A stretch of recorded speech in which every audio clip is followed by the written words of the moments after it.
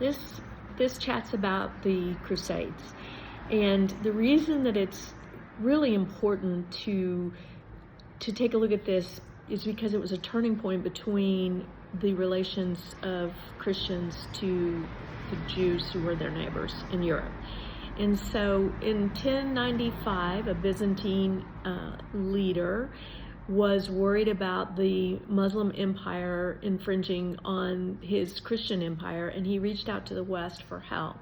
And the church and the leaders, the kings and the leaders of that time responded by saying, yes, we'll come and help recapture Jerusalem for the Christians. And so, but what happens in this era, which I'm going to call this conversation is about from 1095 to 1291. And so what happened is that you have a shift, and now as these people are leaving their homes to go to the Holy Land and recapture it, they begin to perpetrate violence against the Jews. And before, where you just had suspicion and repression economically, you never had violence until the Crusades.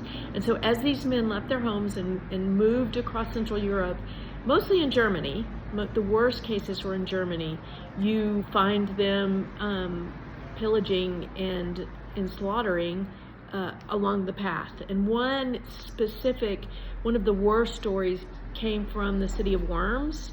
And the Jewish community had heard what they had done in other cities as they were approaching Worms, and so they gave their wealth, their money, to the archbishop for protection, and they asked him for protection. But when the Crusaders got there, they looted the homes of the Jewish people, and they slaughtered men, women, and children in Worms, such that there were 800 killed. Is the early Crusaders passed through that town, and that's one example. Killed for what? Because they were Jews, but killed for their money, and like a sanctioned robbery.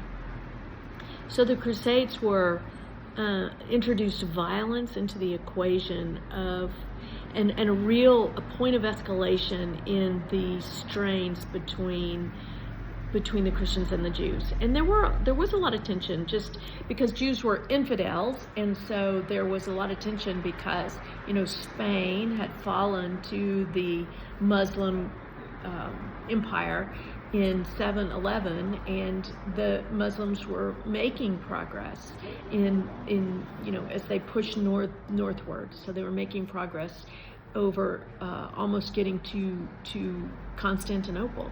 And so the concerns were that the infidels were going to overrun Christianity, but what happened was that was largely often taken out on the Jews.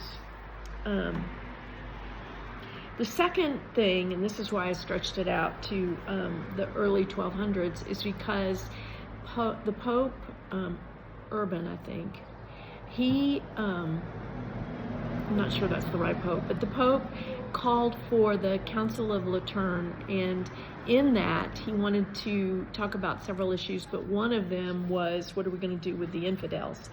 And he dealt in that category was the Jews. And so what you have coming out of that council for the first time are two specific rulings. And one is that Jewish people had to wear a distinctive emblem, a yellow star-like emblem on their clothes. And when I first learned this, it was striking to me. Hitler didn't come up with that. That had been a law, an ancient law by the time Hitler comes along, so it had been around for 900 years, 800 years by the time Hitler just reestablished it. So that was one thing that came out of the church at that time, is that all Jewish people had to wear these distinctive emblems. And then the second thing was that decided that the Christians were in such danger of the Jewish people that lived around them that it was time to establish a separation. So Jews needed to live separate from Christians.